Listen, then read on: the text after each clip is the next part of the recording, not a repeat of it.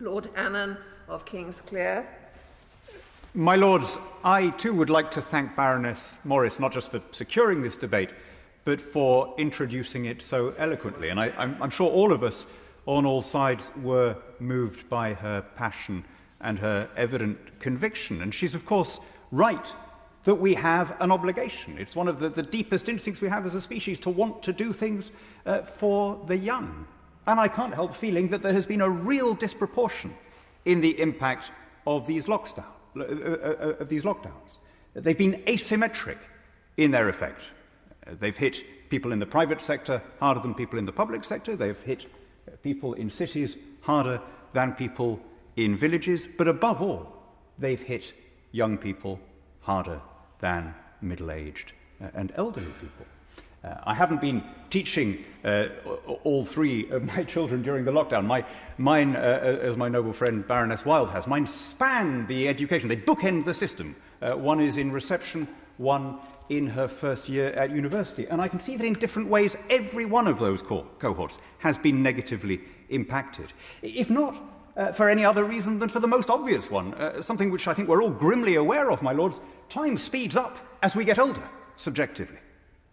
The 15 months of lockdown are a very different experience, seen through the eyes of my 4-year-old, than through those of his parents' generation. It's almost difficult for the small children to recall a previous time. And then when we look at the negative impact on the older ones, of the time that can't be given back, I think leaving school is one of the closest things we have as a society to a collective rite of passage to adulthood. It's not something that you can go back and do a second time round. And now, for 2 years in a row, that is something that's been permanently lost. Now, of course, Lady Morris is absolutely right. We should keep a sense of perspective. We shouldn't catastrophize. This isn't a world war. Nonetheless, from the point of view of the young people themselves, the impact has been pretty awful. If your dream was, I don't know, to captain the school cricket 11, and you're never going to be able to do that, that is something that can't ever be given back to you. And young people are, I think, quite solipsistic. I mean, it's in there. We all were when we were young. I was struck in the memoirs of the late Lord Jenkins of Hill Head that he talked about being at Oxford during the Second World War and being more upset by failing to be elected President of the Oxford Union than he was by news of the fall of France, which happened to be on the same day. It's a very natural thing for young people to be quite self-centred, and the impact on their lives has been frightful. Now, here is the more difficult thing that I think needs saying. Lady Morris talked about ambition, and she was absolutely right. It's so easy, and I could secure a certain amount of plaudits from all sides if I just said we need to spend more money. No one ever shakes their head when you say that, or very few people in this place. But this isn't just about resources, it's about ambition too. I have been shocked by the gap in ambition between some of the schools that have treated the restrictions as a challenge to overcome, and some that have treated it, frankly, as an excuse to do less. We heard the figures quoted about online teaching.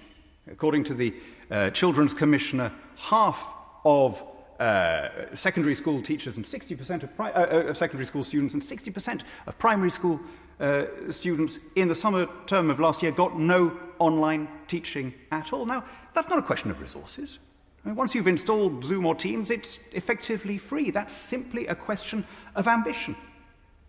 And although there were exceptions, there was, as we heard, some correlation. Generally, the schools that had the least online teaching were the ones whose children could least afford that loss. Of course, there were some schools in very deprived areas that rose to the challenge. There were some well-off schools that didn't. But as a general rule, it was a pretty unpleasant correlation.